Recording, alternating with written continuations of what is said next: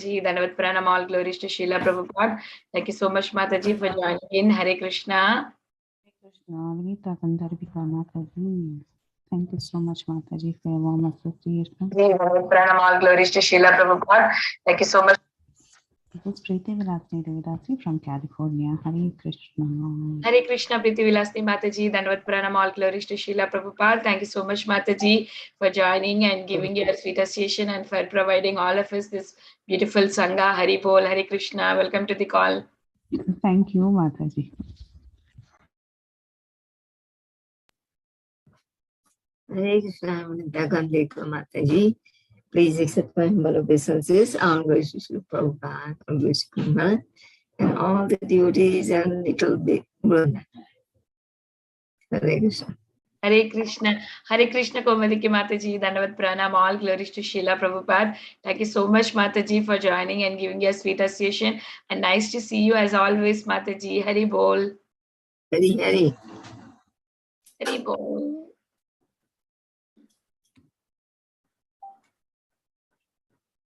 Hare Krishna. Is there anybody who would like to introduce themselves? Prabhuji is not yet joined. We can still take if somebody wants to introduce.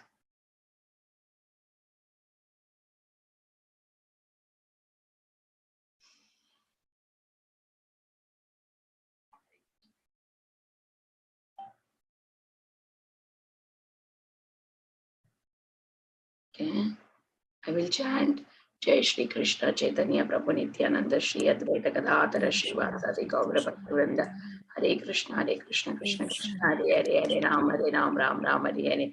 Hare Krishna Krishna Krishna Hare Hare Ram Ram Hare Hare. Hare Krishna Krishna Hare Hare. Hare Ram Ram Hare Hare. Hare Krishna Krishna Hare Hare. Hare Ram Hare Hare. Hare Krishna Krishna Krishna Hare Hare. Hare Ram Ram Hare Hare. Krishna Hare Krishna Hare Ram Hare Hare.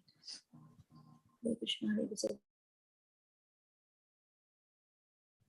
Hare Krishna, everyone. Welcome to Bhakti Sangha Japa conference call. Today we are very fortunate to have His Grace Sacipran Gaurahari Prabhuji to enlighten us on the topic of Caitanya Bhagavata, fifth chapter, 20th verse from Adi Khanda. Thank you so much, Prabhuji, for your valuable time and association. Please accept my humble obeisances. All glories to Srila Prabhupada. Please take over the call, Prabhu. We are very grateful to have you on the call.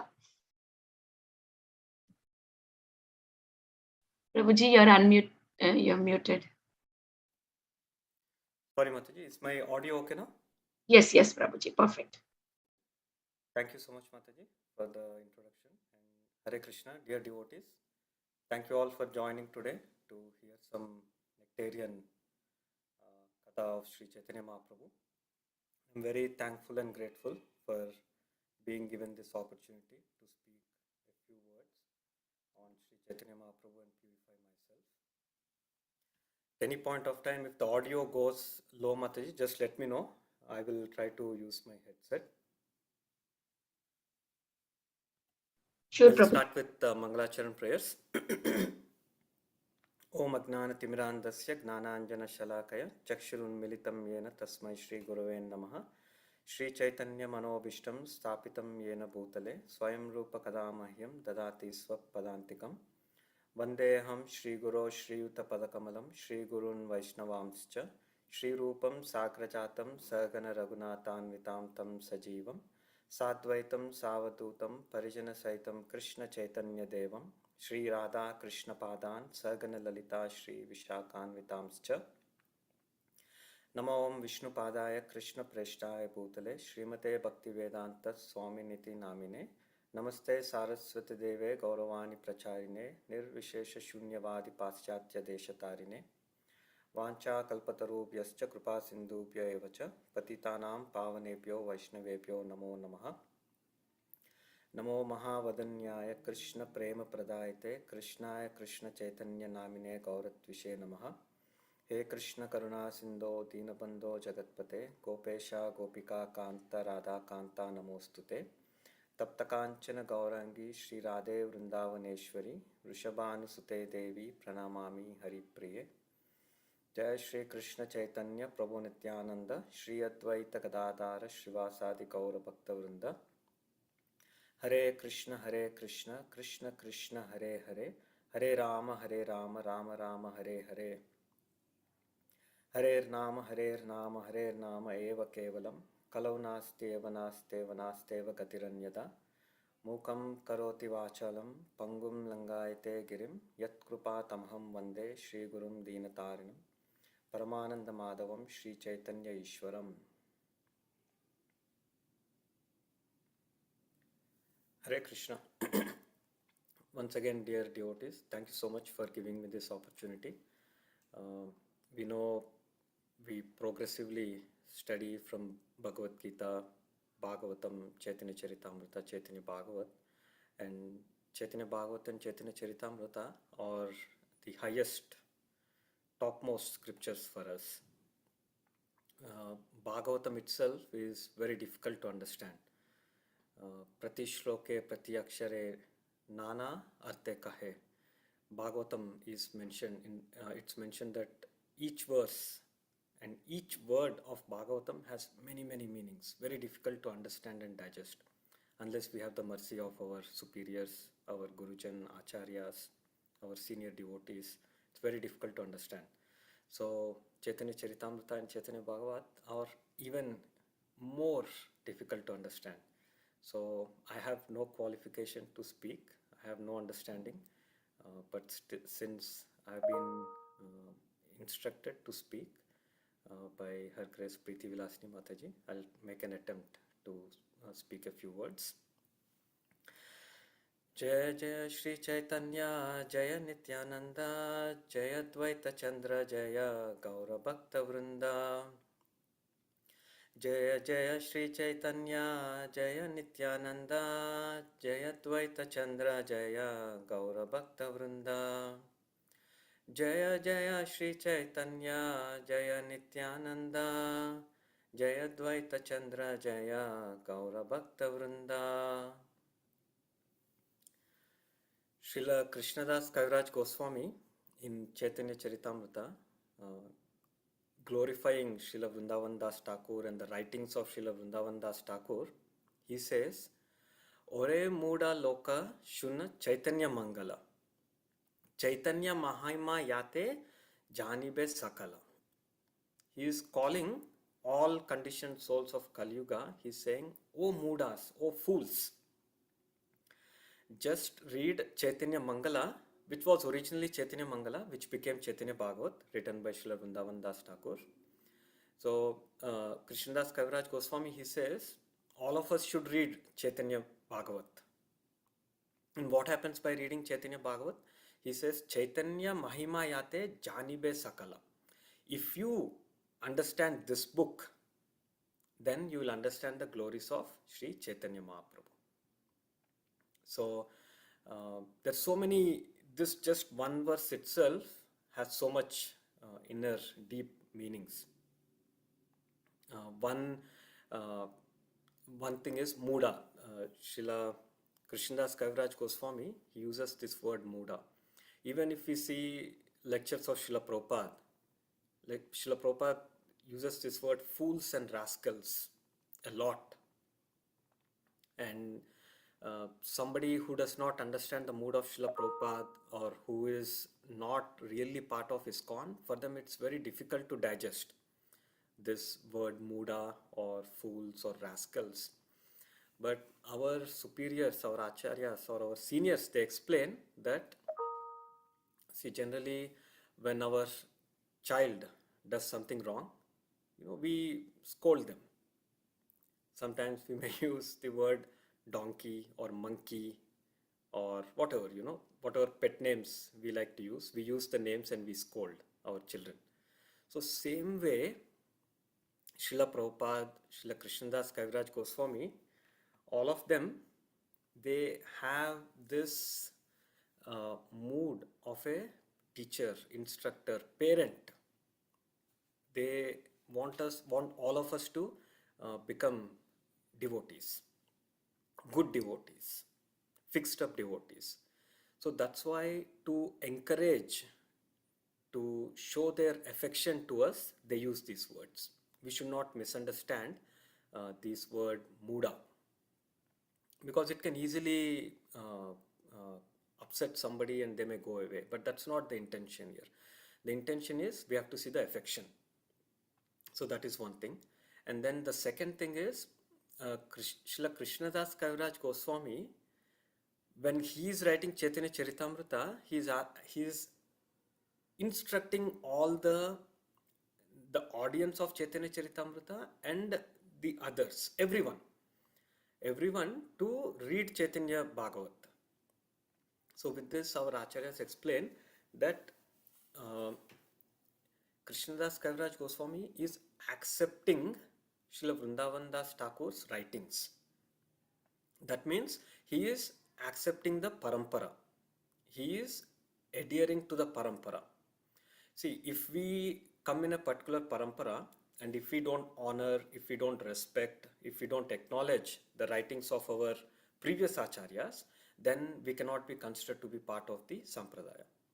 So, in a sense, Krishnadas Kaviraj Goswami, by requesting or instructing everyone to read Chaitanya Bhagavat, he is following the parampara. He is accepting the parampara, the disciplic succession. So that is one more lesson that we can learn from this verse.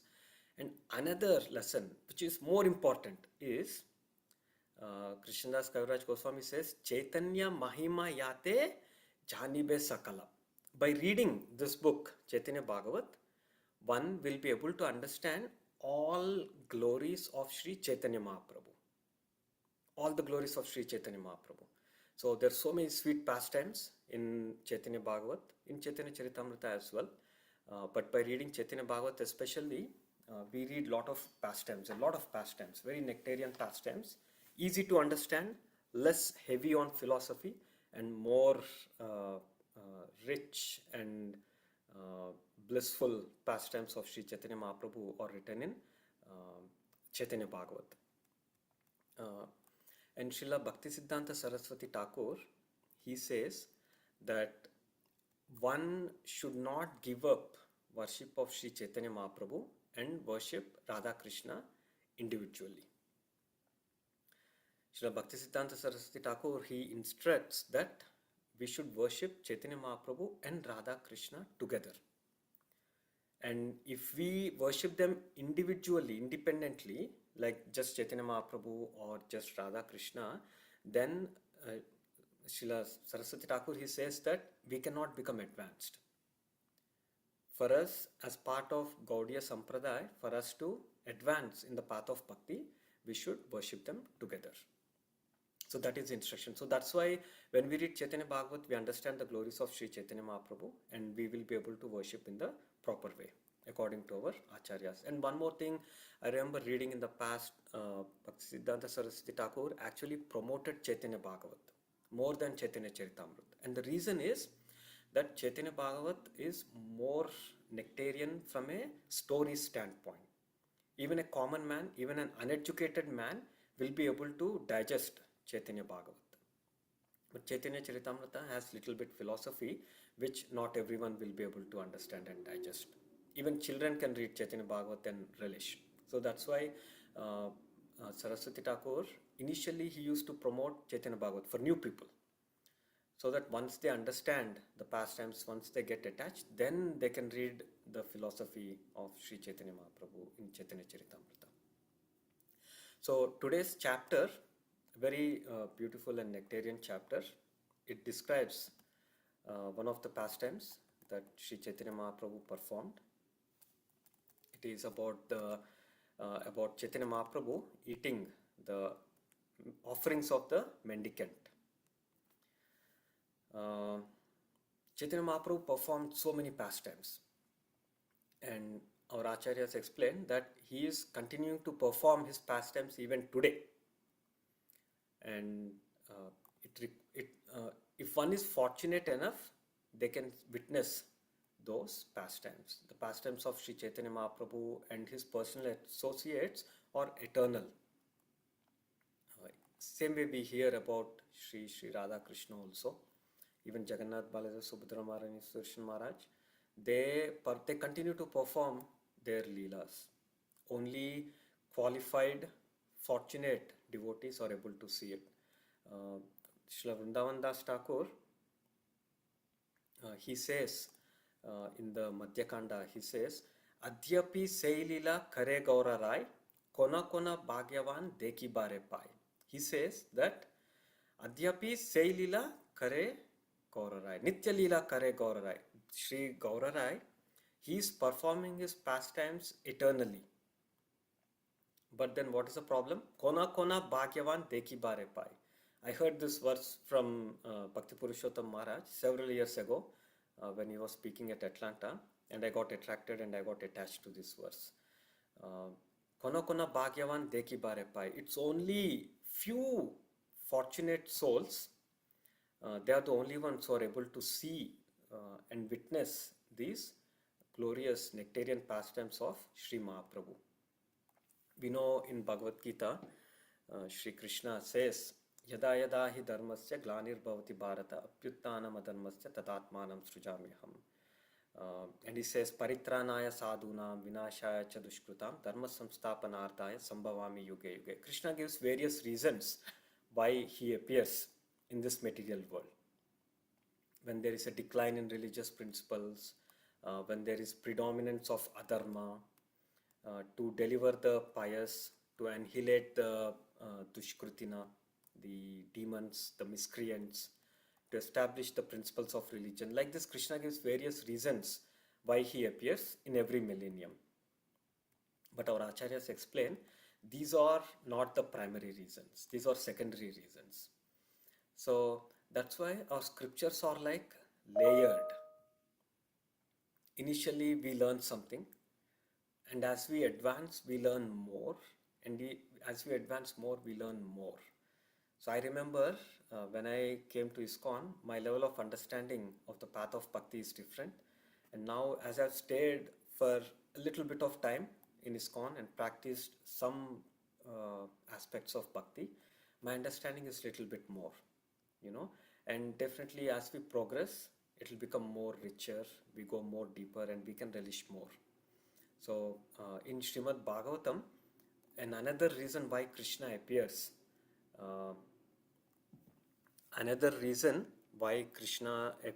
is given. It is said, Anugrahaya Bhaktanam Manusham Dehamastita Bhajate Tadrushi Krida Ya Shrutva Tat Paro Bhavet. It is explained. Sorry, I think some devotee mentioned that my audio is not clear. Is it like that for everyone? Prabhuji, it is good for me. Prabhuji is good for me too. Okay. Thank you, Mataji, for confirming. I will try to speak little louder. I have slight cold, but I'll try my best to speak little louder. So it is said to show Anugrahaya Bhaktanam, to show mercy to his devotees. Anugrahaya Bhaktanam Manusham Dehamastita. The Lord assumes a human-like form. Why? Only to show mercy to his devotees. Bhajate Tadrushi Krida, and taking the form of a human being, two-handed form of human being, what does he do? Bhajate Tadrushi Krida. He performs such nectarian pastimes. And what happens by that? Ya Shrutva Tat Paro Bhavet. And when we hear those nectarian pastimes, we get captivated, we get attracted, we get mesmerized, and then we dedicate our life to Sri Krishna, Sri Radha Krishna. Whatever is pleasing to Radha Krishna, that's what a devotee will do. And to make this happen, the Lord comes to this material world. He does not have there is no real reason why the Lord has to come.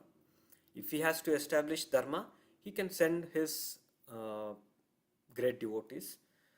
Jaya, Vijaya, Anantasesh. There's so many great devotees of Lord Krishna. Hanuman, Garuda, even Vayu, all of these, Agni.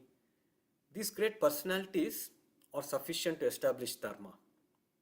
The Lord does not have to come. To establish religion, again, the Lord does not have to come in person. He can send his foremost devotees to do that. But he still comes. Why? To attract the conditioned souls and to give pleasure to his devotees, to have loving exchanges with his devotees. So Krishna is coming to benefit us. Krishna is not going to gain anything by coming to this material world. He can have these loving exchanges even in the spiritual world also.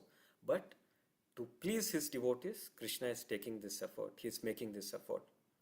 So same way, Sri Krishna, taking the mood of Srimati Radharani, appears as Sri Chaitanya Mahaprabhu. And he performed a lot of nectarian pastimes. When we read Krishna book, we feel very happy reading all the pastimes that Lord Krishna has performed. But Chaitanya Mahaprabhu's pastimes are even more sweeter. So one of those pastimes we will read today. Not the entire pastime, but few verses from that pastime we'll read today. This is chapter 5 from Caitanya Bhagavata Adi Khanda. Let me share my screen.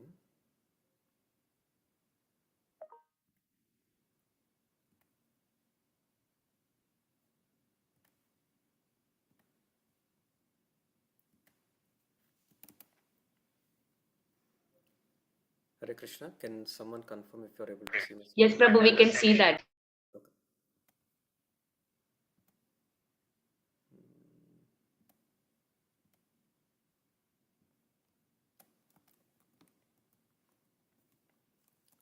Okay, so we're reading from verse 20. Kante bala gopal bhushan shala grama Parama Brahmanya Teja Ati Anupama. That matchless, effulgent Brahmana had a deity of Balagopal and a shalagram, Shila, hanging from his neck. So we have already started reading this pastime. The Brahmana is about to enter into the house of Sri Jagannath Mishra and Shachi Devi.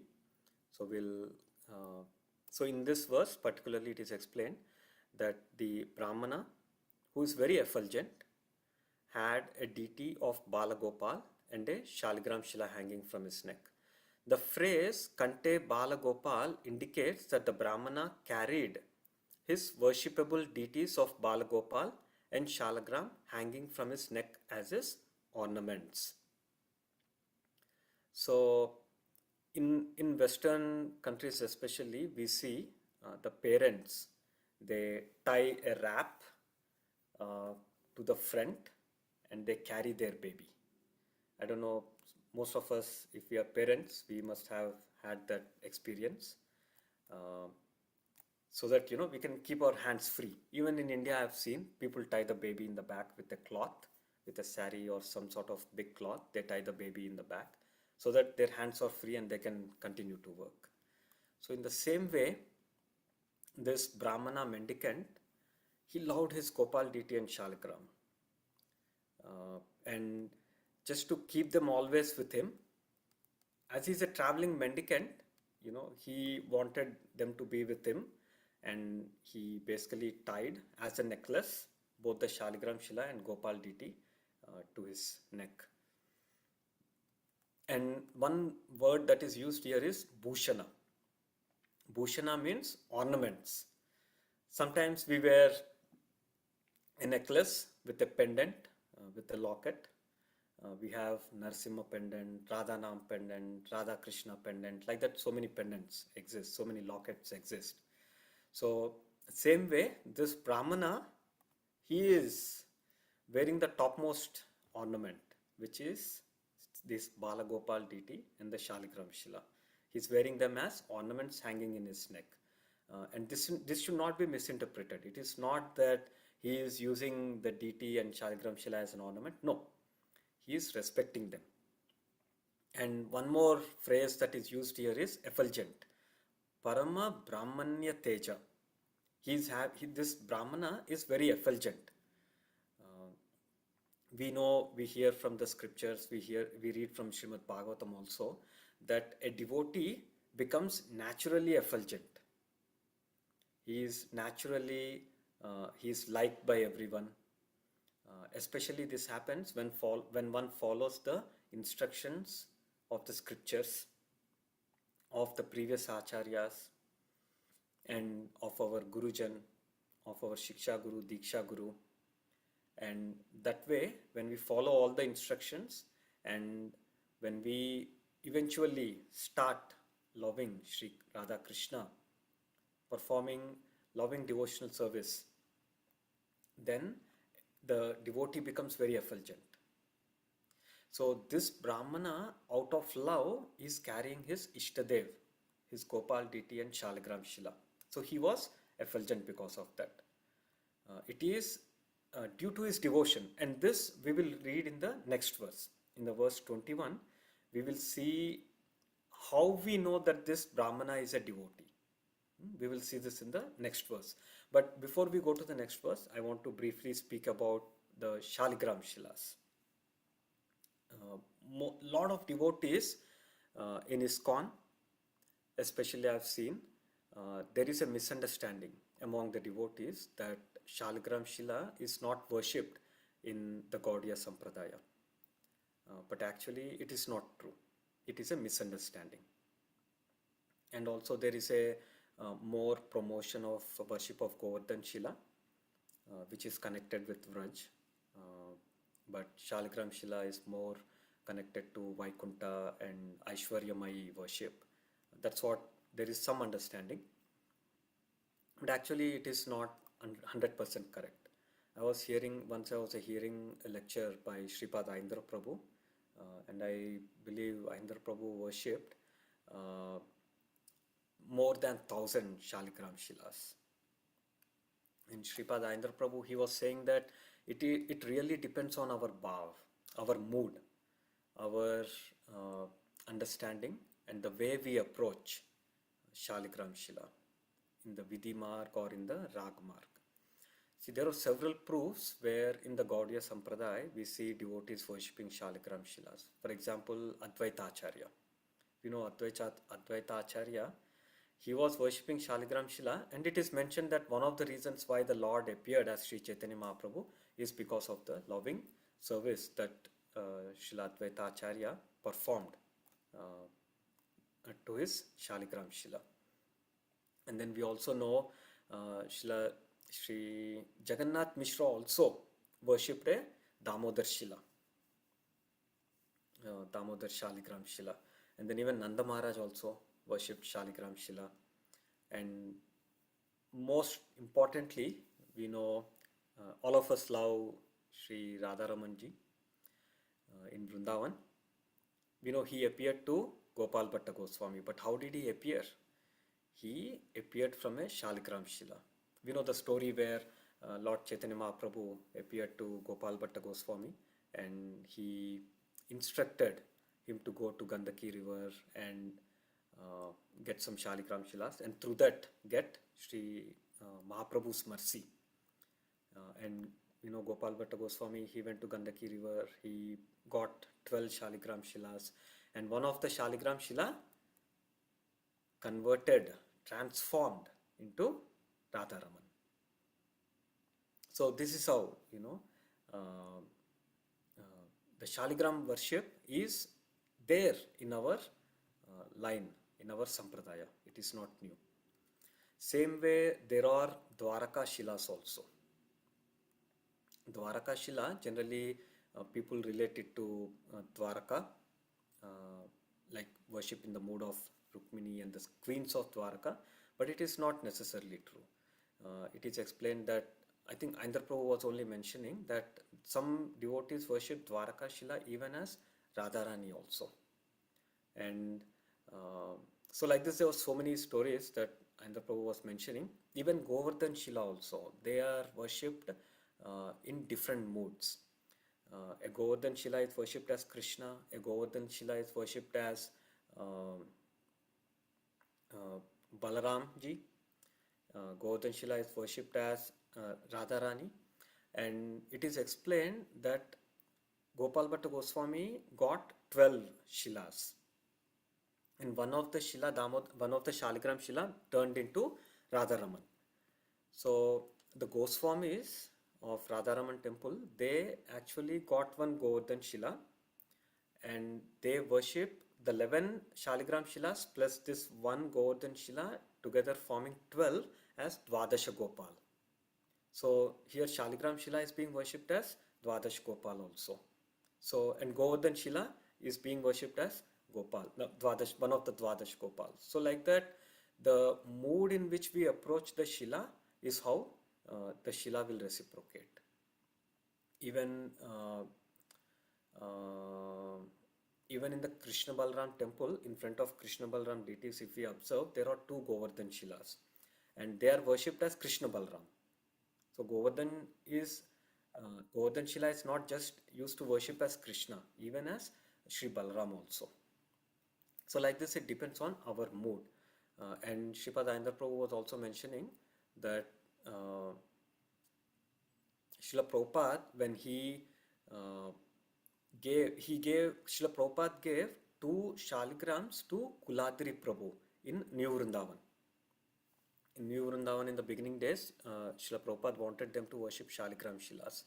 So Srila Prabhupada gave them 2 Shaligram Shilas to Kuladri Prabhu, one for Kuladri Prabhu to worship himself, and then another Shaligram Shila, Srila Prabhupada wanted to be worshipped at the New Vrindavan temple by the head priest.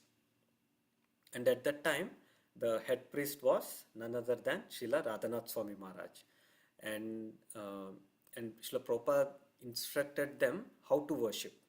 And Prabhupada said that you should have a yellow dhoti for the Shaligram Shila. Yellow dhoti, and then peacock feather, and then a flute. And this is pure Krishna, Vraja Bhav, Vraja mood, the mood of worshipping Krishna in Vraja. So though it was a Shaligram Shila, Srila Prabhupada instructed to be worshipped as Krishna. So the essence is that it depends on our mood. If we see the Shaligram Shila as Lord Vishnu, then it will become a Aishwaryamayi Bhav Seva. But if we see the Shaligram Shila or Govardhan Shila as Krishna, then it will become Vraja Bhav. So it just depends. So this point I wanted to highlight that it is not that we don't worship Shaligrams in our Gaudiya Sampradaya. It seems that even Srila Prabhupada wanted a Shaligram to be worshipped at Mayapur temple in the initial days. But the Pujari at that time, they declined that, Srila Prabhupada, I will just worship Radha Madhav. I don't want to worship Shaligram because it will become Aishwarya mood. So I'll just worship Radha Madhav in Vraj Bhav. Then Srila Prabhupada responded that, who said that this Shila is Narayan or Vishnu? I am saying this is Krishna in Vrindavan, and you worship this Shila in that way. So then the Pujari accepted it in lot of bliss. So it really depends on our Bhav, how we approach the Shila. So there should not be any confusion on this point. So we'll go to verse 21. निरवधि मुखे विप्र कृष्ण कृष्ण बोले अंतरे गोविंदा रसे दुई चक्षु Dhule. So this is a verse that highlights the devotion of this Brahmana, mendicant Brahmana. He constantly chanted the name of Krishna while he kept his eyes half closed and internally relished ecstatic love for Govinda. The word Govinda Rase means in one of the 5 transcendental mellows: Shanta, Dasya, Sakya, Vatsalya and Madhurya. Those who serve the form of Balagopal are understood to be situated in the parental mood. Due to intense eagerness to see his worshipable Lord, Balagopal, the Brahmana's thirsty eyes were always rolling. So we can see from this verse how devoted this Brahmana is. One, we see he's constantly chanting the holy name of Sri Krishna. The word Niravadi, constantly, is very important. Krishna also tells in Bhagavad Gita, Satatam Kirtayanto Mam. And we also know, especially in ISKCON, the chanting of the holy name is promoted immensely. And that is one thing that we do early in the morning. The first thing that we do in our day. At least we should try to do, chanting our japa. So this devotee, this Brahmana, mendicant, he is also chanting the names of the Lord continuously, constantly. And Sri Chaitanya Mahaprabhu, who is the Yuga avatar, starting the chanting of the Hare Krishna Maha Mantra, to initiate the process of chanting of the Hare Krishna Maha Mantra, he himself said, Nama vinu kalikale aranahi dharma, sarva mantra saranam shastra marma.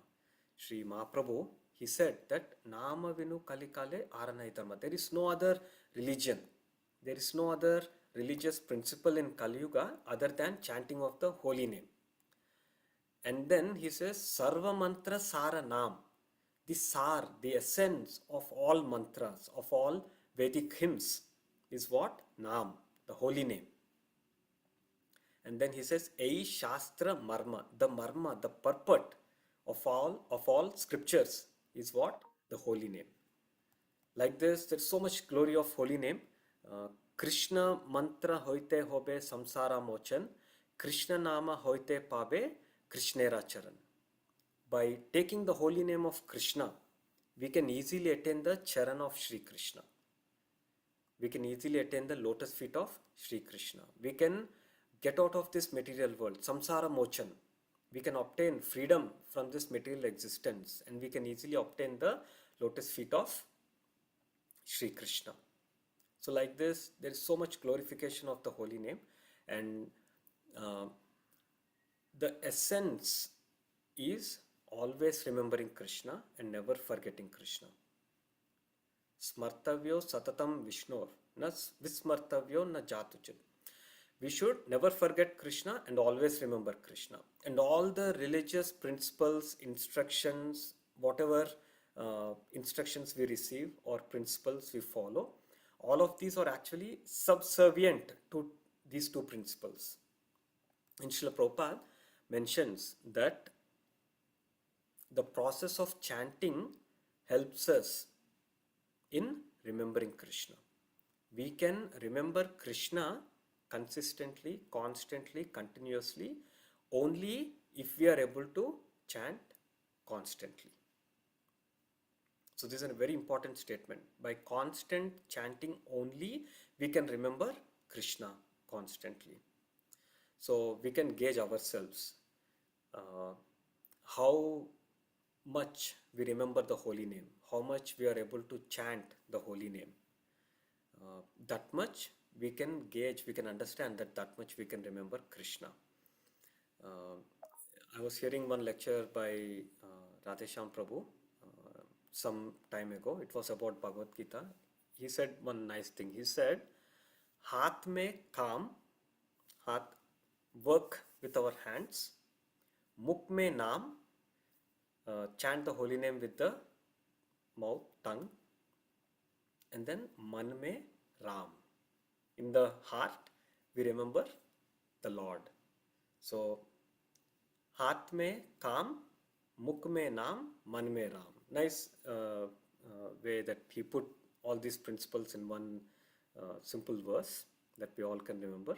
So we should constantly chant, whether we have our bead bag, whether we have our clicker, whatever we are doing, whether we are sitting, whether we are resting, whether we are eating, whether we are walking, whatever we are doing. Utite boshite, kaite shuite, jaha taha naam loy, desha kala niyam nai, sarva siddhi hoy. Just, we don't have to follow any rules and regulations for chanting the holy name.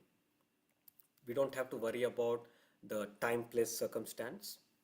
Because for certain mantras like Gayatri mantra, we have to see time, place, circumstance. We have to see our adhikar. We have to see our purity. There's so many things that we have to consider. But for the holy name, there is no consideration. We can chant in whichever condition we are. And the best part is Sarva Siddhi Hoy. We will attain the topmost all perfection. We don't have to endeavor individually for each perfection. No, Sarva Siddhi Hoy. Mahaprabhu also says, Param Vijayate Shri Krishna Sankirtanam. We attain the topmost victory by chanting the Hare Krishna Maha Mantra. Hare Krishna, Krishna Krishna, Hare Hare, Hare Rama, Rama Rama, Hare Hare. So we all should try. We all should try to chant as much as possible. And our acharyas explain that we will become capable of receiving the topmost gift of Krishna Prema through this process of chanting. And this is why Sri Mahaprabhu appeared. This is one of the reasons why Mahaprabhu appeared in this Kali Yuga, to give us this holy name. So we'll continue with the next verse. Deki Jagannatha Mishra Teja Se Tahara Sambrame Utiya Karilena Namaskara. When Jagannath Mishra saw the effulgent Brahmana, he respectfully stood up and then offered obeisances. The word Sambrame means with due respect. Text 23. Atiti vyabhara dharma yena mate hoya sabha kari lena Jagannatha Mahashaya. Jagannath Mishra received the Brahmana with the etiquette due to a guest. So Sri Jagannath Mishra, he received the Brahmana. And how did he receive? He received the Brahmana following the proper etiquette. How to receive a guest? He received the Brahmana in that way. A stranger who stays in a householder's residence for one day and leaves the next is called an Atiti or guest.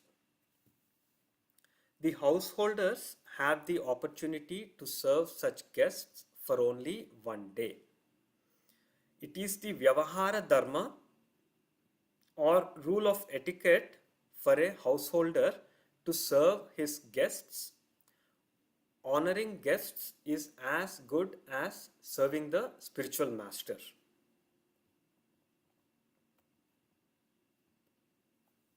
In other words, a guest is as worshipable as Lord Narayan.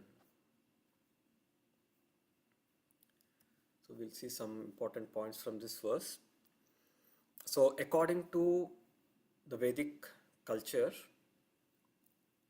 hospitality is one of the important principles, especially offering food, water, a resting place to a stranger is the duty of a Gruhastha. Especially for Gruhasthas, this is a duty.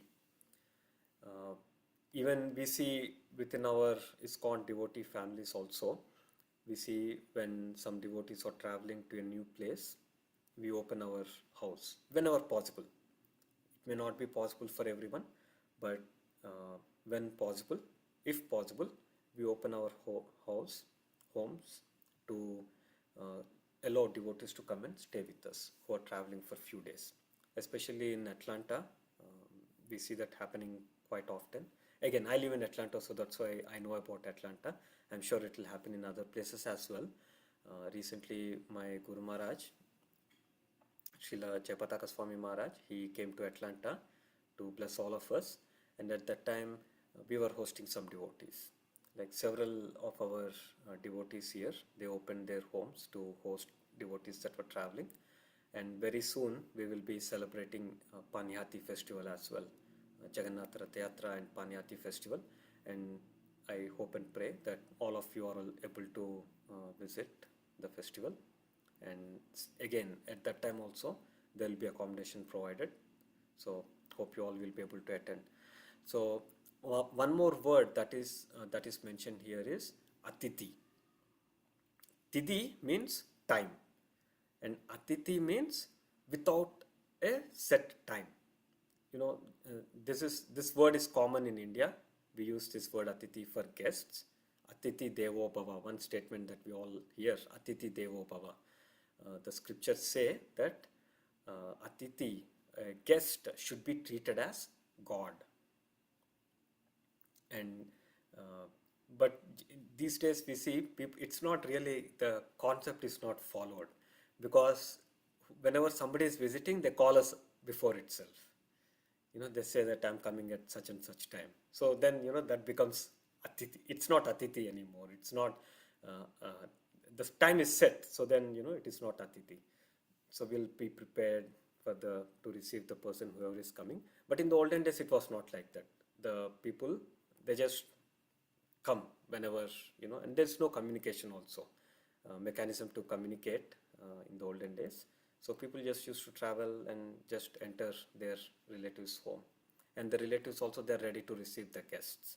It's not that they'll say, why don't you come tomorrow? It's not like that. Everyone is hospitable. They open their house and they welcome guests. And more importantly, this hospitality was offered to Brahmanas, to devotees, to Vaishnavas, sadhus, holy people who generally keep traveling from one place to another place, and they travel mainly to uplift all the conditioned souls, and we will see that also in the future verses. And it's very important, this seva,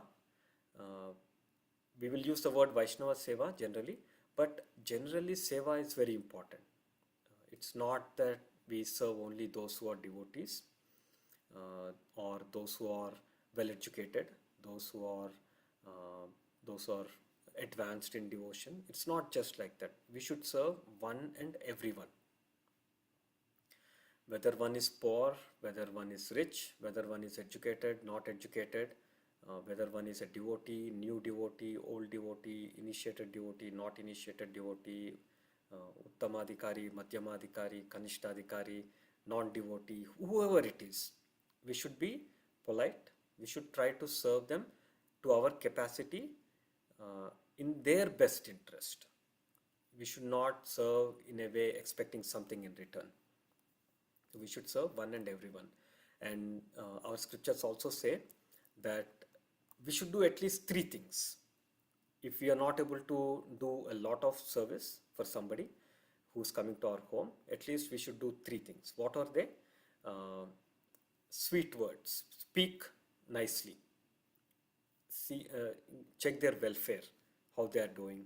You know, speak nice words. And then offer them a sitting place, a place so that they can sit and relax. And then at least offer them some water. If you have some nice prasadam to give, that is good. If not, at least some water. So these 3 things at the minimum we should do. And these 3 are not difficult. It's free of cost. We can do this for any guest that is coming to our home. And these 3 minimum we should do. And if we see in Srimad Bhagavatam, Krishna himself, he sets this example. The famous story where Krishna receives his childhood friend Sudama Vipra. How Krishna ran out of his palace. He received Sudama Vipra at the door, and he made him sit on his own throne, massaged his feet, did Padabhishek, you know, so much nice care, nice hospitality that Krishna showed. So following in the footsteps of Krishna and our acharyas, we should do the same.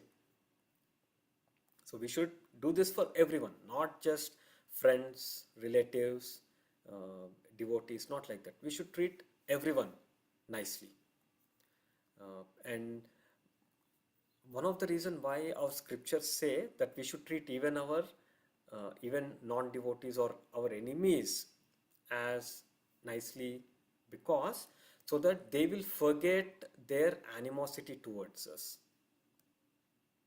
Okay, so that is the main reason why we are asked to treat everyone nicely.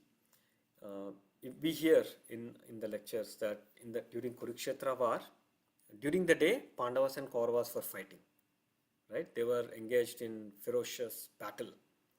But then after sunset, what happened? They kept their weapons aside and they were just mingling amongst themselves. The family members from one side were coming to the other side. They were just mingling, sitting and eating together. They were discussing, they were having fun, they were playing games. Like this, we should also treat everyone nicely. So here we see Jagannath Mishra also following proper etiquette. He has received this Brahmana guest. So let's go to the next verse.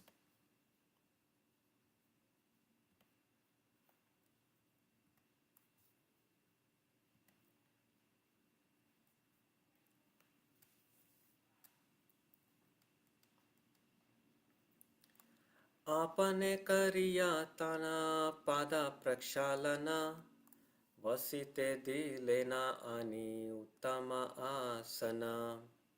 He personally washed the Brahmana's feet and then offered him a proper seat. Like how Krishna washed the feet of Sudama, same way Jagannath Mishra also. He personally washed the feet of this Brahmana mendicant, the traveling mendicant, and he offered him a proper seat to sit. Sustahai vasilena yadi vipravara tabe tane mishra jigna sena kotagara. After the Brahmana was comfortably seated, Jagannath Mishra asked him, "Where is your residence?"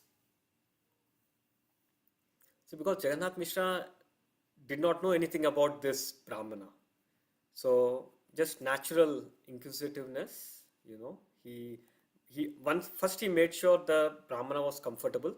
He washed his feet and then gave him a comfortable seat to sit, and then he's starting to converse with the Brahmana through some sweet words. And the question that he asked is, "Where is your residence?"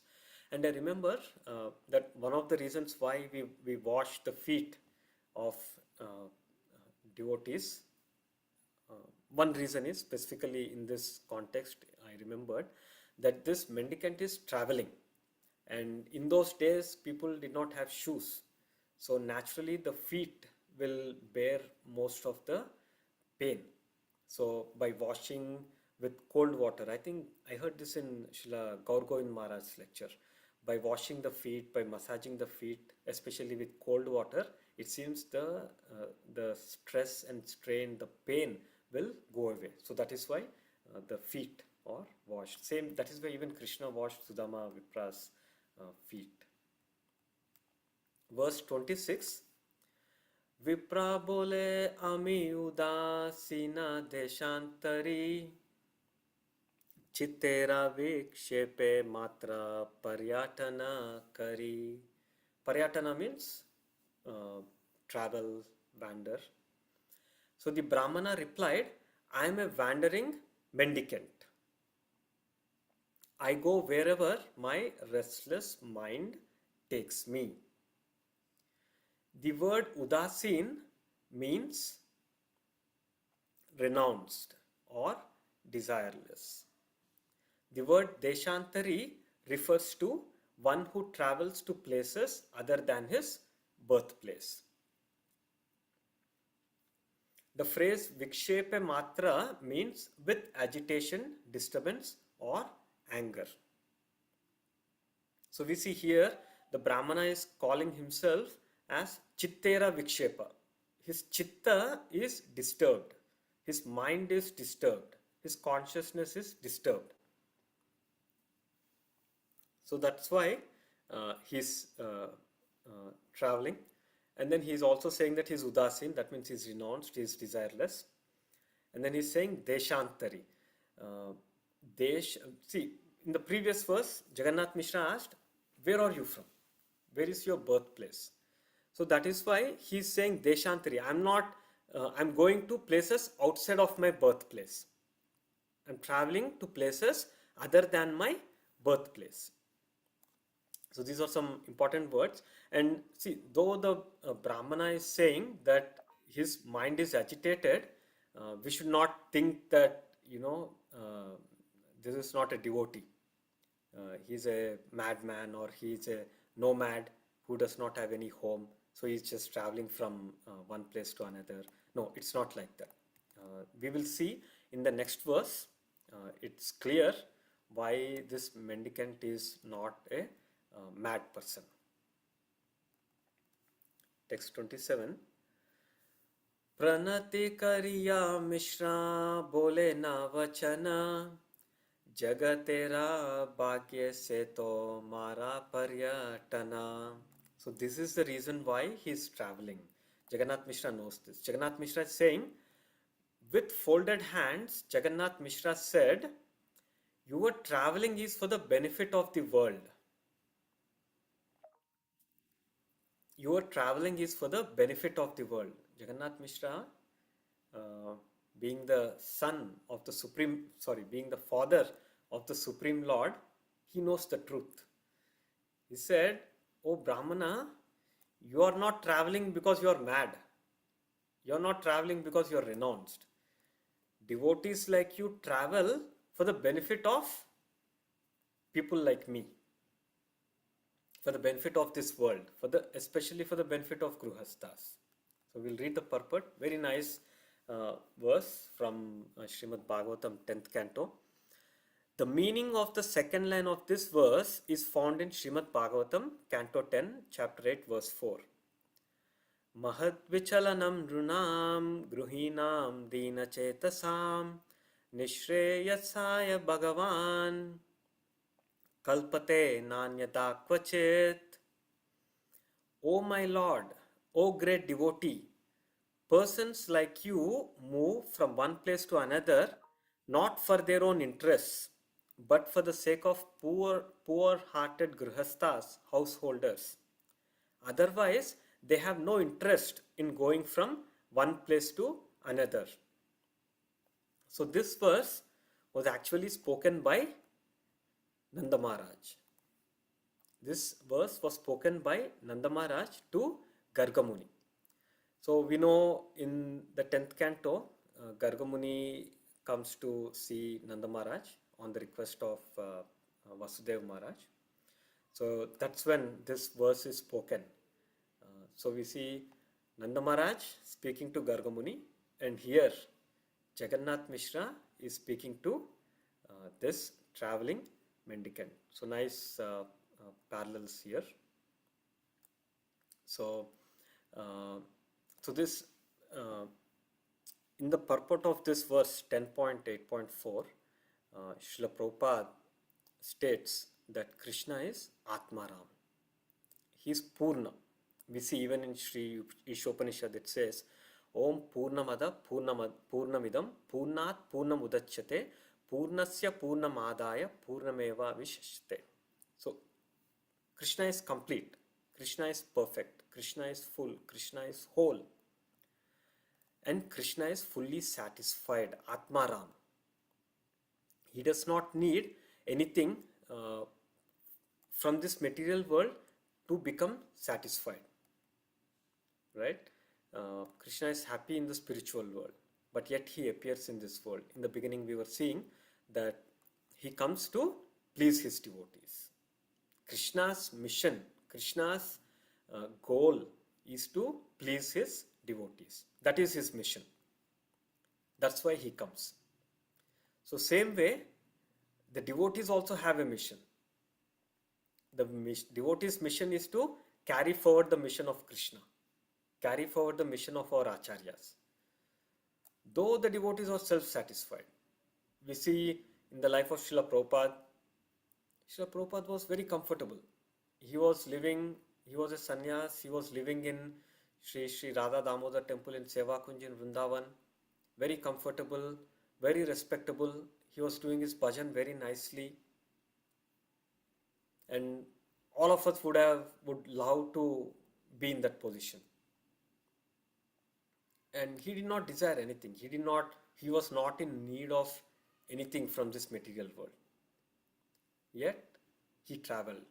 He took the very difficult journey in Jaladuta to come to the West to preach the glories of the Supreme Lord, to spread the mission of Sri Chaitanya Mahaprabhu, to fulfill the instruction of his spiritual master. He gave up all of his comfort and he came to the West just to uplift all of us. Why? Because his compassion was overpouring. He was feeling miserable in his heart, looking at the miserable condition of the people in this material world.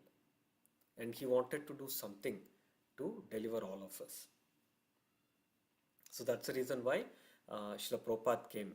And the same way, Jagannath Mishra is also honoring this Brahmana, that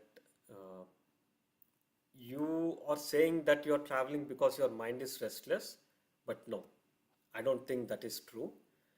The truth is that you are traveling because you want to deliver the Grihasthas, you want to uplift the householders.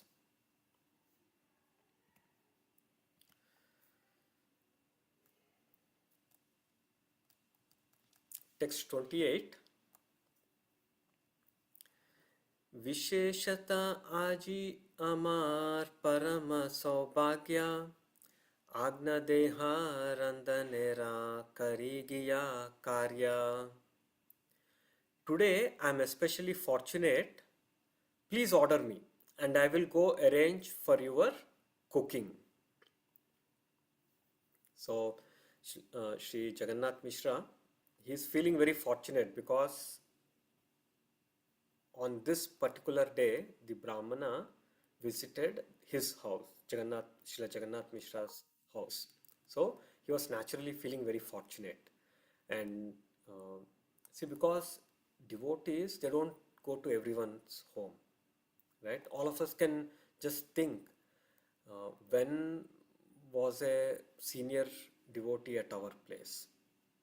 When did some guru, spiritual master, come to our home? When did a Shiksha Guru come to our home? When did a Diksha Guru come to our home? When did just devotees come to our home? You know, somebody who's very strict in their sadhana, somebody who's performing their bhajan nicely. When did they come to our home? We can also imagine, we can also understand that it's not easy. Devotees don't come that easily. So Jagannath Mishra, knowing this, he's feeling very fortunate that today you have come to my home and I am very blessed. So you tell me, please order me and I will go arrange for your cooking. Tell me whatever you need and I will go and arrange for your cooking. Vipra bole kara Mishra ye icha tumar Hari Shekarila Mishra divya upahar Randanera sthana upas kari bala mate Dilena sakala sacha randana karite. The Brahmana replied, Kara Mishra ye icha tomar. O Mishra, do whatever you feel doable, whatever your desire is. Do whatever. The Brahmana replied, please do whatever you feel suitable. Then Harisha Karila Mishra Divya Upahar. Jagannath Mishra was very happy. Harsha. He became very happy. He happily arranged all sorts of palatable ingredients. He did not just arrange, some simple broken piece of rice or some dal or something like that. No, he arranged all sorts of palatable ingredients. And then Jagannath Mishra and Sachi Devi nicely cleaned the kitchen and kept all the ingredients ready for cooking. So they not only arranged the ingredients, but they also cleaned all the kitchen, the pot, all the area, the ingredients, everything were kept nicely arranged for the cooking. In this word, upahara means arrangement. The word upaskari means cleaning with cow dung. And the word sajja means decoration. Like in Hindi, we have this word sajana, like that sajja here means decoration, arrangement or ingredients. So Jagannath Mishra and Sachidevi, they arranged all the ingredients and they also cleaned the place.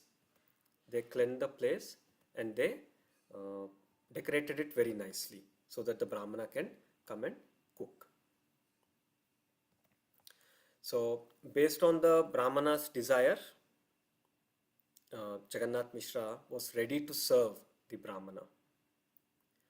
Jagannath Mishra, he did not do whatever he wanted. He did what the Brahmana needed. They cleaned the kitchen nicely, they arranged all the ingredients. So we see it's explained in the purport that they cleaned the kitchen with cow dung. Cow dung is one of the purificatory ingredients, cow dung, cow urine. And that's what people used to clean in the olden days.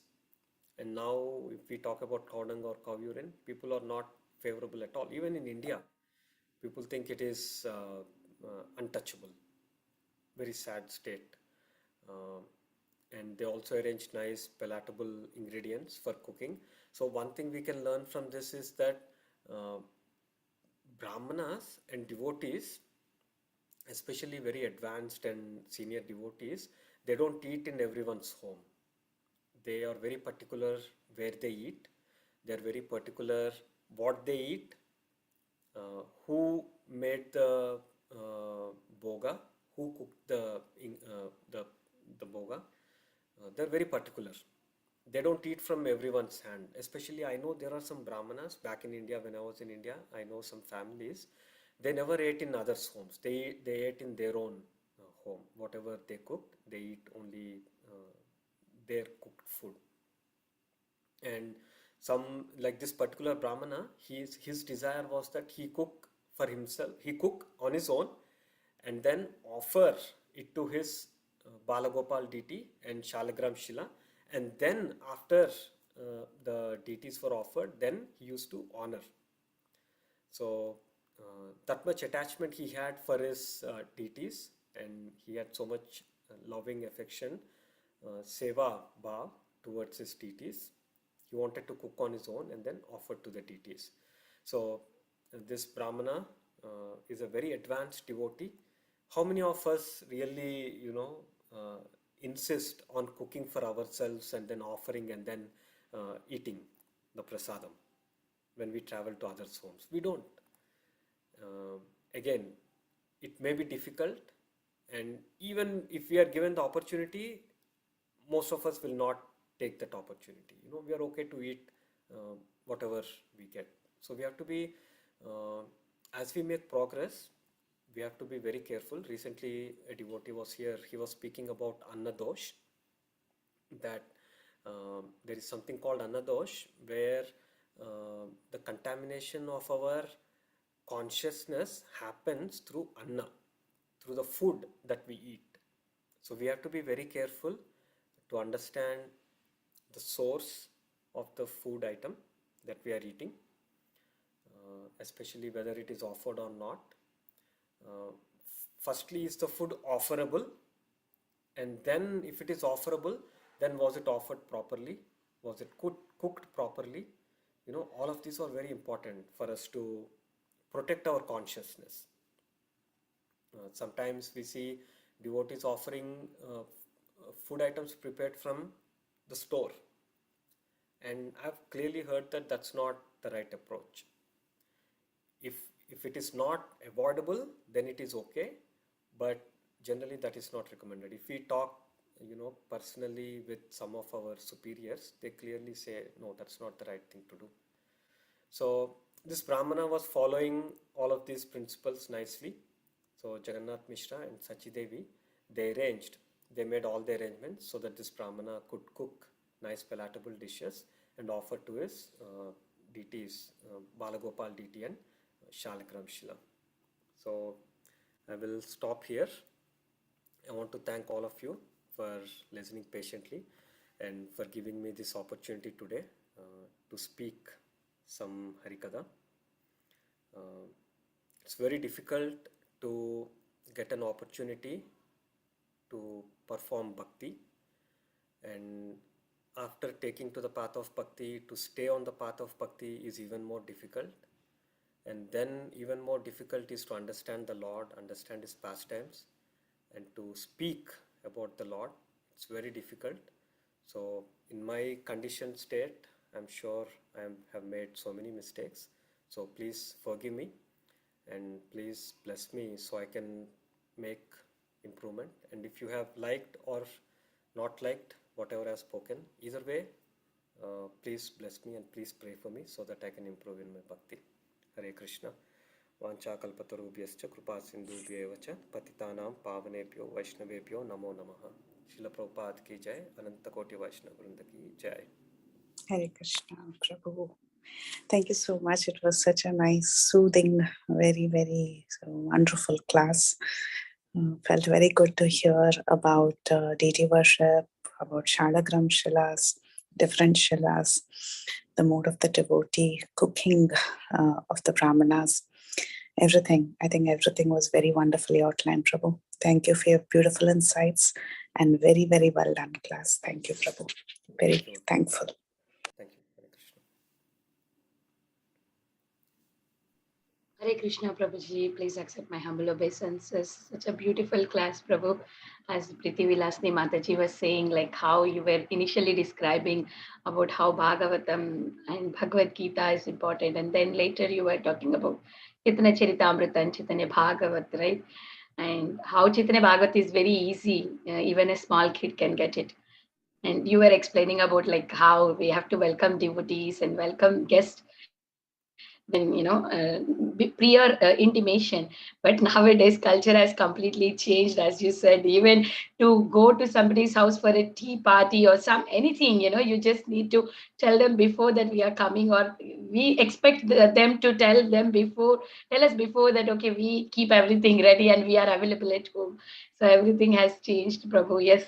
And such a beautiful class. Thank you so much for enlightening us in many, many concepts, like how the consciousness affects when we eat prasadam cooked with a different consciousness. So that will affect us. Thank you so much, Prabhu. Thank you. Very, very grateful to you. You said, devotees, is there anybody having any questions or realizations? Please go ahead.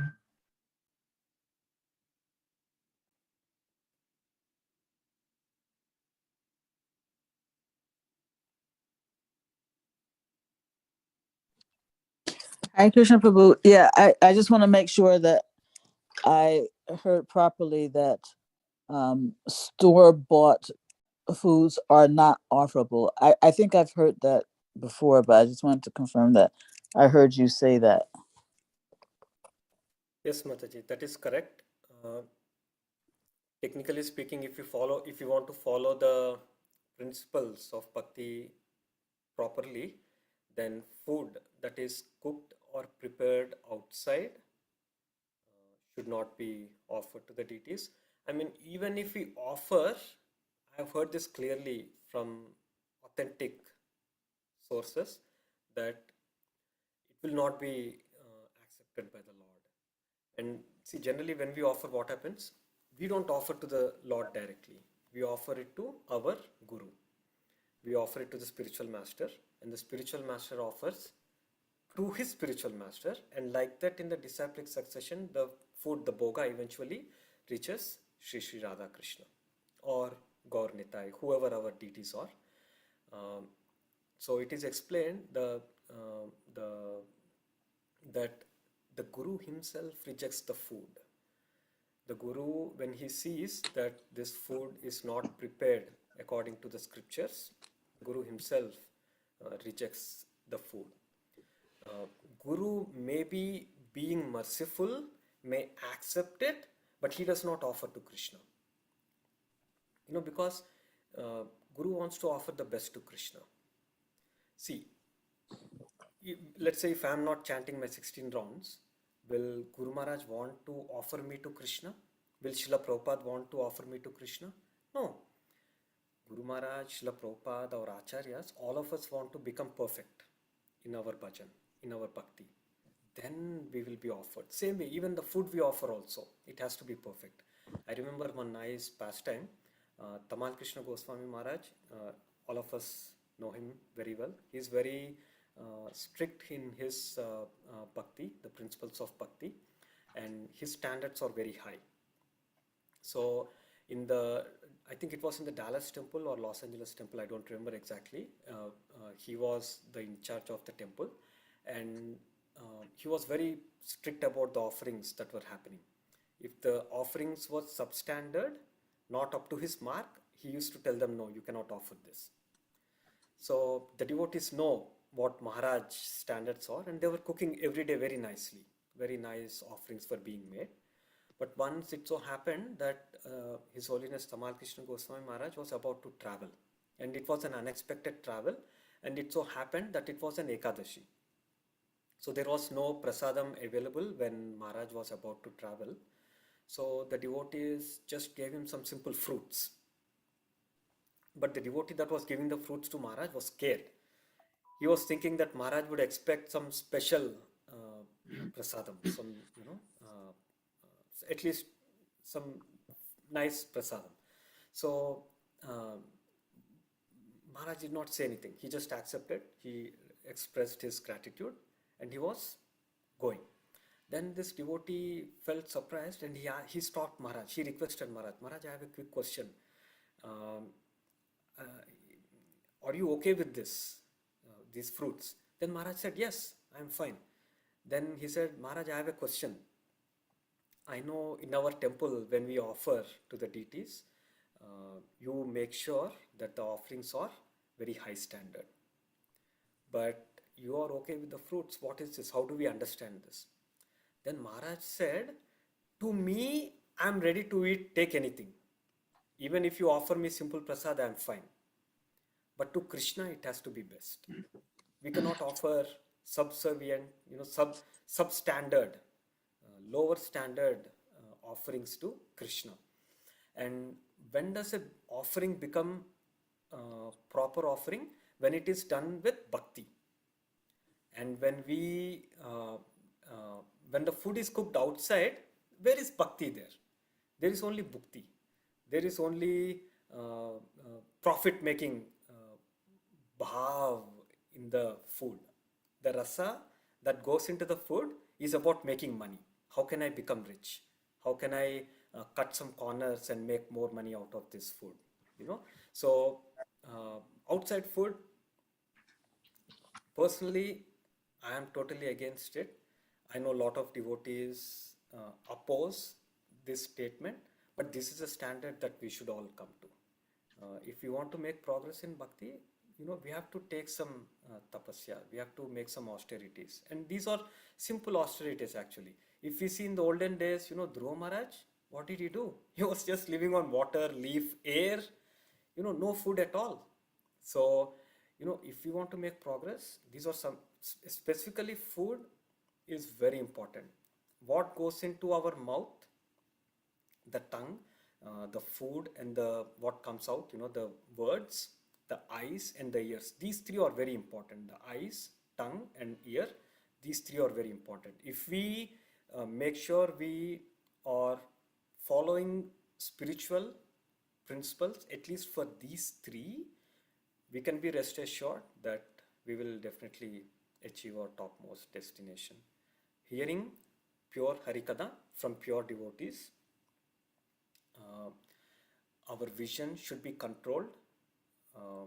See only devotional items or see Krishna everywhere, and then with the tongue eat only bona fide Krishna Prasad and speak only pleasing Krishna Katha. So if we do these, these are not difficult actually. If we are prepared enough, we can definitely, will be able to manage. And Annadosh, recently I heard, that's why I mentioned it, that Annadosh is something that we all have to be very careful of. Is that okay, Mataji? Prabhu, so when you say that, well, two things. One is those fruits that were offered to Tamal Krishna Goswami, if they were offered with love, right? Even though it was maybe not some cooked prasadam, I mean, that would not have been substandard, isn't it? No, fruits are not substandard.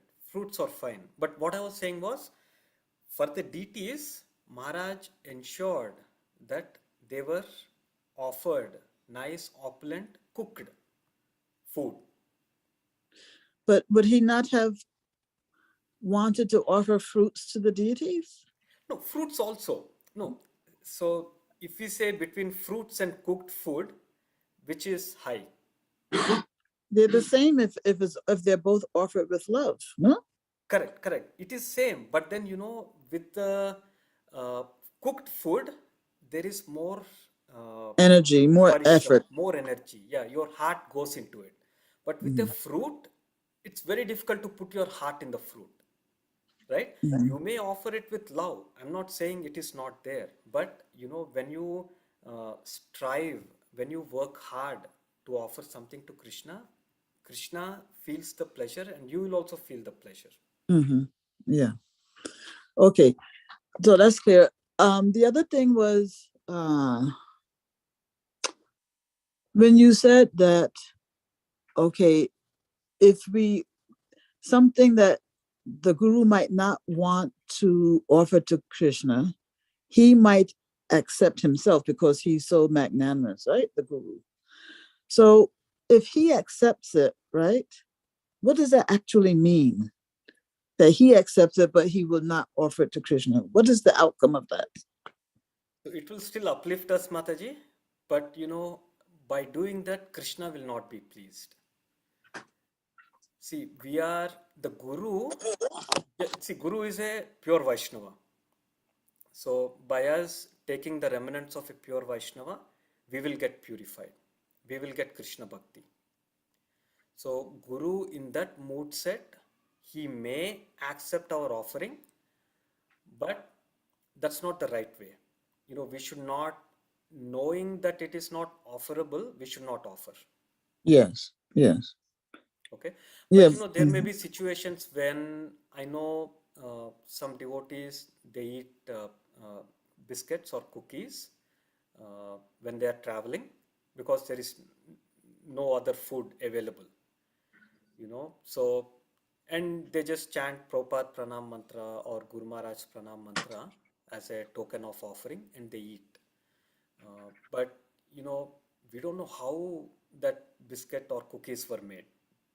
We don't know what kind of sugar was used. And in some countries, the labeling is not proper. Egg may be used, but it is not indicated properly. So many issues are there. So we should not offer things that should not be offered. And the Guru may accept just so that we can get some benefit, but otherwise it is not pleasing to the Guru. Yeah, just one very technical point. You mentioned what kind of sugar. I mean, is there some kind of sugars that are not good? I mean, I know for health-wise, we hear that white sugar, refined sugar is not good, but I mean, when you said what kind of sugar, are there some kind of sugars that are not offerable? Yeah, Mataji, it is I'm not good at this. I'm good at some level of cooking, but I'm not very expert in this area. But I know certain ingredients are not good. For example, white granular sugar. It is explained that they are polished using animal bones. I don't know if that process is still followed in the US or not, but white granular sugar, I heard that is for polishing they used animal bones. Yes. So we don't know what gets mixed in it. I think other Matajis may be well aware of this. Yes, Prabhu. For cane sugar, white Yes, and green Prabhuji. sugar. Yeah, even Mostly cheese in also. temples, they use turbinado sugar, Prabhuji. In New Vrindavan, they use turbinado. Turbinado is raw sugar, Prabhuji. It doesn't have that bone char. Okay. So we at home, we use brown sugar mostly. Yeah, I my also wife, use. she is good at all of that. She makes sure, the ingredients are checked properly. But that's one thing, Mataji. And even cheese also, they use animal-based products in it. It's not written on the packet, packet, but if you call the 1-800 number, you can actually inquire, and they will tell. The 1-800 number that's given on the packets, they answer and they will tell. They'll confirm what are all the ingredients. And if they don't answer, you can email them and they will email back. So especially in the US, the process is very open, and you can inquire clearly. And some people may say that this is all secondary, we don't have to worry about all of this, all we need to do is chant and be happy. It's true, but you cannot chant and be happy if you're not following all the principles. It's not wishy-washy, it's very serious. The path of bhakti is not it is simple, but it is simple when we follow all the rules. If we do whatever we want, not following the principles, then it will become difficult. Yeah, I mean, I was using like the turbinado sugar, but that was more for health reasons. I didn't know that, bone could have been mixed in there, to I don't know polish. about turbinado sugar, Mataji. I have not heard of that. I think it's a raw sugar. Raw sugar, okay. Mhm. Yeah, I don't know, Mataji, but I think some other devotee mentioned that they use that in New Vrindavan, so I think maybe. I mean, I know you said food. I know you said food is not your specialty, but this makes me wonder also about white rice. I wonder if, because we understand that also. Excuse me, is there somebody wanting to speak? No, go ahead. Yeah, so I was just wondering also if with white rice, if any kind of similar polishing using bone is there. I've not heard of white rice, Mataji.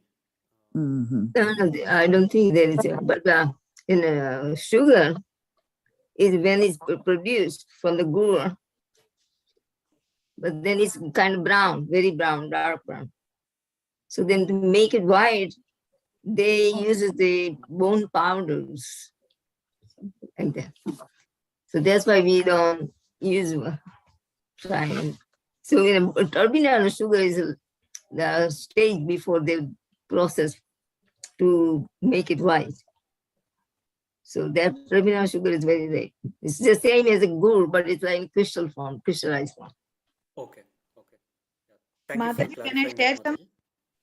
Prabhuji, Yes. can I share something? Prabhuji, Yes. when I buy cheeses, these days on cheeses, they write the word rennet, rennet. If that word rennet is written, it means they have used the calf intestine in it. So I don't buy that. If they have not written anything, I don't buy that. But if they have written microbial enzymes are vegetarian, only then I buy that cheese.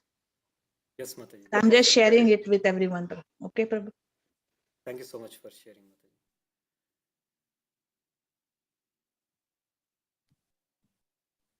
Is there any more questions?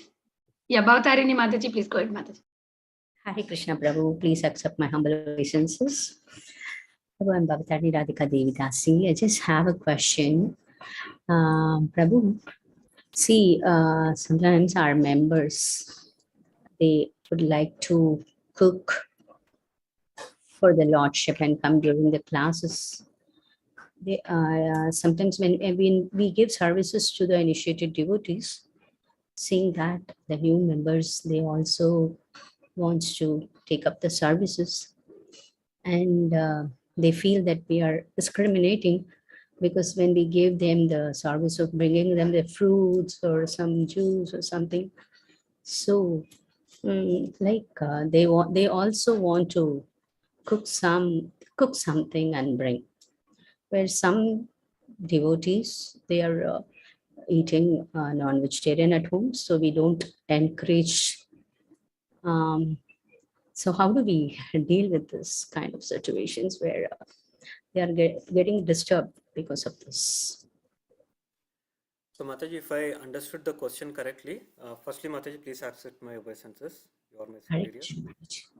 So, Mataji, if I understood the question correctly, you're saying in the Bhakti Vriksha or in our satsang programs, there are some people who are initiated and some people who are not initiated, who are new, who may cook non-veg at their home.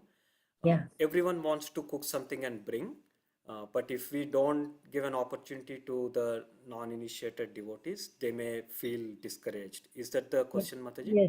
Yes, Prabhu. Okay. Yeah. So, Mataji, what I have heard is, for newer people, for these type of people, we should tell them that you should cook sweet item, and that sweet item should be cooked in a new vessel. The vessel should not have been used before, and then you can only cook sweet item. And you say this is what you should say, and you should say it in a polite way, because some of the devotees here, they're very strict about what they eat. So they want to make sure that, the food is cooked properly. That's all. We don't say anything more. We don't say that, because you eat non-veg, so we don't want to eat from you. And mostly, Mataji, I've rarely seen somebody get offended when we say this. I've actually never seen. We have run Bhakti Vriksha by Guru Maharaj's mercy for the last maybe 4 or 5 years or so, and I've never, and I've been part of Bhakti Vrikshas also in the past and even now, and we never see anybody getting upset. 1 or 2 may be there, but it's just because they have something else going on. It is nothing to do with us. But if we put it in a proper way and in a requesting, polite way, they will understand. They will not feel bad about it. So what if, in case, of course, we need to tell them in the polite way. Of course, that is there. So even after giving, requesting them or instructing them, like to bring some. I have also heard about the sweets. We give the sweets. They have to prepare in a new bartan and bring. So sweets has less karma than the rice items or something. So, like, of course, we do give the sweets or fruits or raita like that. Still, like, sometimes, of course, not everyone will get offended, but sometimes some devotees like they are asking like since because we eat non-vegetarian, we cannot prepare this, and also like there was one auntie who was old, okay. She used to tell me, Krishna himself is accepting my offer. Why don't you like the so No, Mataji, this is all, people who don't want to follow the rules. They are yes, speaking like this, and we should not, compromise our principles for somebody who we don't know will even follow the rules. yeah, of See, if course. someone is not ready to give up non-vegetarian food, and if he or she is insisting to cook, they don't go together, if somebody is saying, Krishna is accepting my food, why are you not accepting? Then, it immediately raises a question, how does she know that Krishna is accepting? Yeah, yes, And if Krishna is accepting her food, then why is she eating non-veg? It does not gel go together. together, It does not make sense. So definitely we should encourage everyone to participate at their level, and we should not step down so much that we get the karma. True. And Mataji, I can guarantee you, by eating food in such places, our consciousness will get polluted. Yes, very true. So we have to be very careful. At the end of the day, we want to spread the mission of Sri Chaitanya Mahaprabhu, Srila Prabhupada, or Guru Maharaj, but at the same time, we have to be careful. See, somebody like Guru Maharaj can do it. Somebody like Srila Prabhupada can do it. Yeah.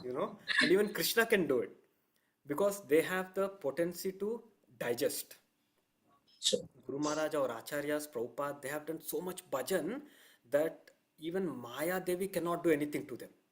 We see in Haridas Thakur's pastime, we see personally, Maya Devi came, nothing happened to Haridas Thakur. True. Like that our Guru Maharaj is, like that Srila Prabhupada is, like that our Acharyas are. But we are not like that. So we cannot take the risk of, eating anywhere and everywhere, So we Very should true. not budge. we should politely request them, Mataji, see, this is the principles that we follow. Yeah. As a newcomer, you can do this much. And as you progress, we will give you more opportunities. If you want to cook, I mean, if they're so insisting, Mataji, I will tell them, if you chant 16 rounds, you can cook. Mm. I mean, they are not ready to spend 1 hour, 1.5, or maybe 8 rounds, maybe 16, maybe too much. If they're able to chant 8 rounds, at least that's an excuse, okay, so you're getting better, we can let them make sabji at that point maybe. But, no, if they don't want to follow the rules and regulations, and if they insist that they want to cook and feed the devotees, see, their mindset, Mataji, most of the people, their mindset is to feed Vaishnavas so that they'll get some sukruti, they'll punya, they'll get some material benefit. Yeah. It is not about bhakti.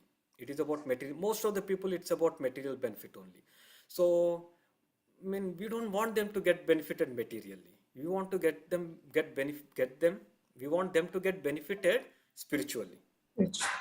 So, no, we should not, all of these words, Mataji, they will easily confuse us, but we have to be strict to our vows. And personally, Mataji, I know it may hurt people, but if I am doubtful about the food, Mataji, I don't eat. At least I try to. I'm not saying I'm very strict, but I try to not eat when I'm doubtful about the food. Yes, yeah. So, thank And you. at the end of the day, Mataji, we have to fly our own aeroplane. Nobody's going to fly our aeroplane, So Sure. we have to be careful. At least this much we should be careful. Our tongue, our ears, and our eyes. These three, we have to be very, very careful. Yeah. Thanks. Thank you. Thank you so much for the answer, Prabhu. And your class was really very good. Thank you so much. Thank you so much, Mataji. There is one message in the chat from Sukha. I don't know if it is a Mataji or Prabhuji. Yes, Upasagari Mata. Sukhsagari Mataji. Hare Krishna Mataji, you said there is one clarification about Guru offering to Krishna or Guru first. Yeah. So when we offer anything, the process is that we offer to Guru. We don't offer to Krishna. We don't offer to Radha Krishna. We don't offer to Gaur Nitai. We don't offer to Jagannath Baladev Subhadra Maharani. No. We offer to Guru Maharaj. And we request Guru Maharaj to offer to our deities. That is the correct process. Is that fine, Mataji?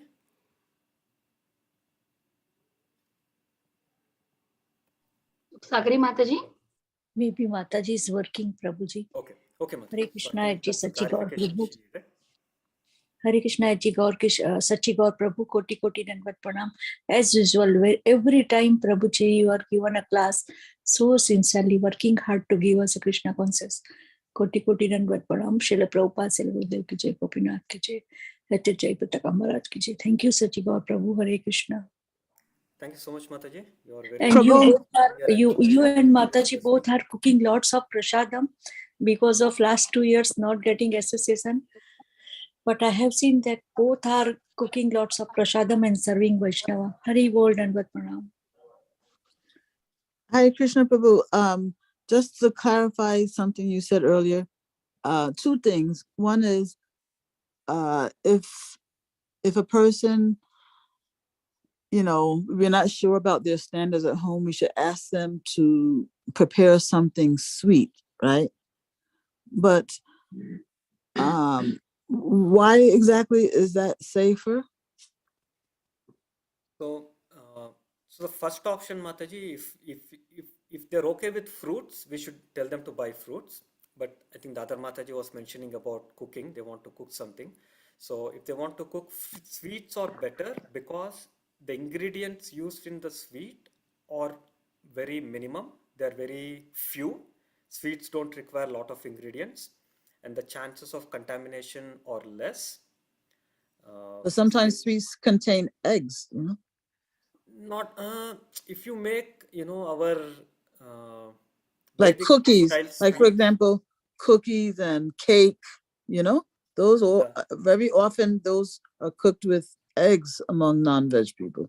So Mati, generally when we talk about sweets, we refer to something like kheer, rasgulla, gulab jamun, something like that. more Okay. milk-based sweets. Mm-hmm. And most of the newcomers, Mataji, they don't know how to cook. Because they mostly eat outside, so they won't, offer to cook cake or cookies because those are complex, those are little involved. So the newcomers, they don't generally offer to cook those. Mm-hmm. Okay, and the other clarification I needed was when you were saying, it was during the discussion about not making newcomers feel bad, right? But they will insist on cooking their way. And you said this statement, something like, if they are non-veg, then why will they want to offer their cooking to Krishna? Something like that. Do you remember this statement?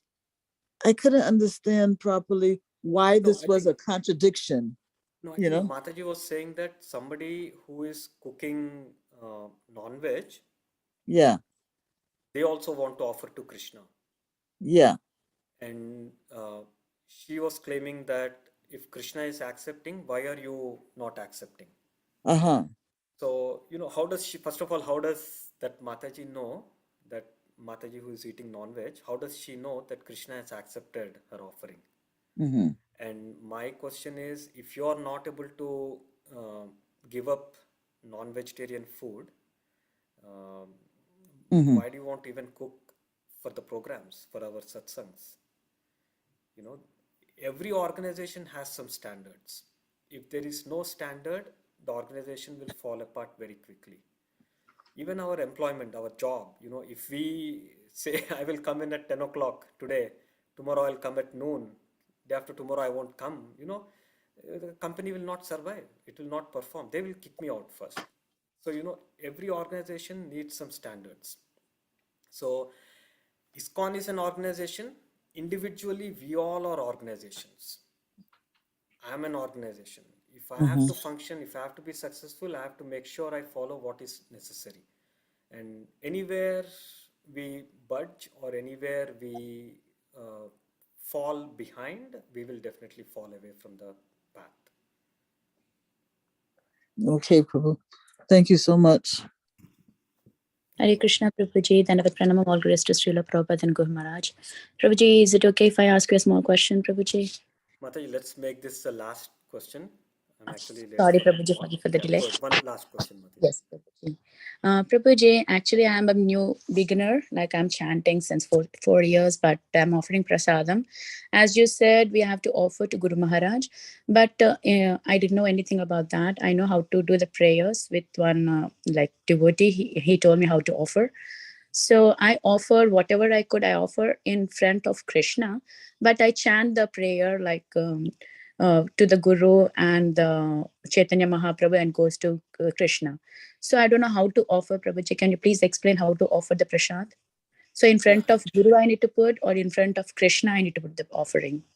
Sure, Mataji. So you're already following the correct process itself.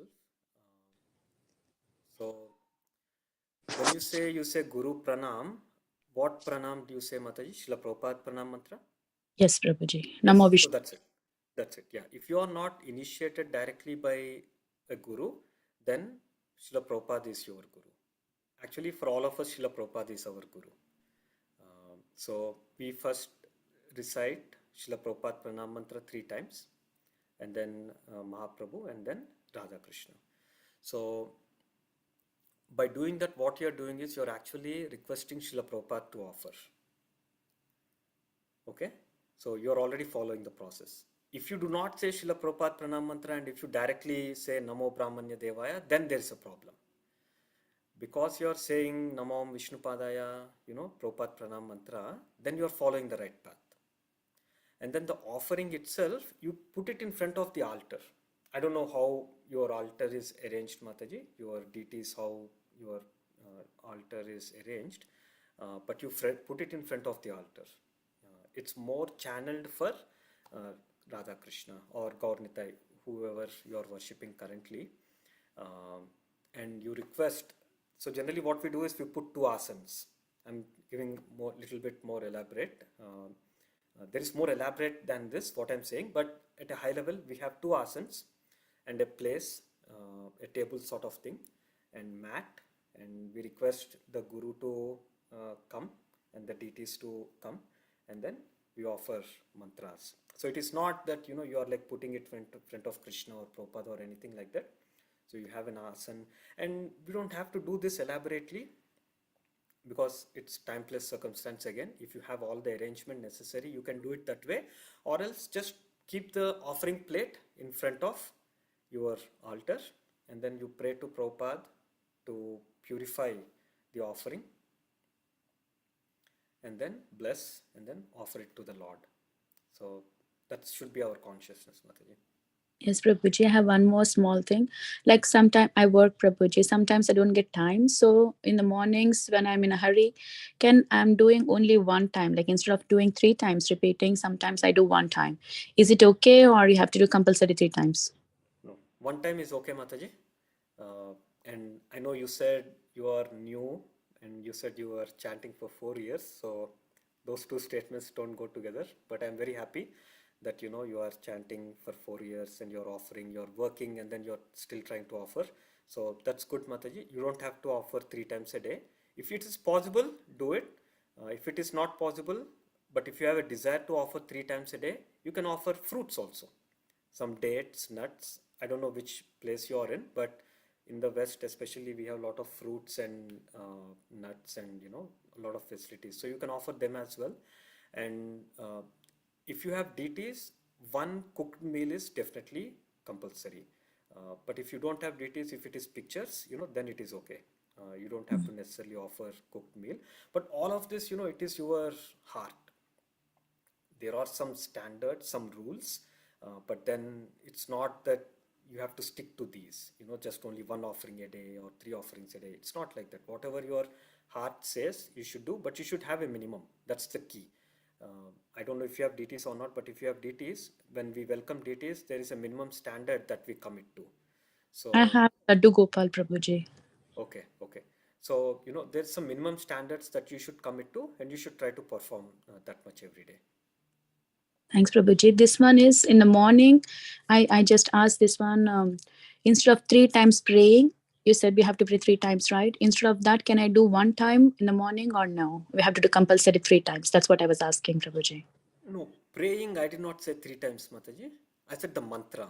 Yeah, mantra only 3 times. We have to do compulsory 3 times. Yeah, so, Prabhupada mantra 3 times, Chaitanya. Mahaprabhu 3 times, and then Krishna 3 times. Okay, and Prabhuji. Then Hare Krishna, followed by Hare Krishna 3 times. Sure, Prabhuji. Thank you very much, Prabhuji. Thank you very much. Hare Krishna. Thank you. So as Prabhuji don't have much time, so we would like to close here call. Thank you so much, Prabhuji, for your valuable time and association. I would like to offer my obeisances to you and all the Vaishnavas assembled on the call. Vancha kalpatarubhyasya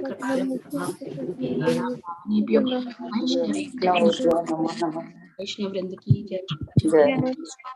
Jai. Jai. Jai. Thank you Hare very much. Krishna Prabhuji, Pranam. Hare Krishna Prabhuji, Prabhuji. Prabhuji, Hare Krishna. Hare Everybody, Krishna Prabhuji, joining today's class. We'll meet again.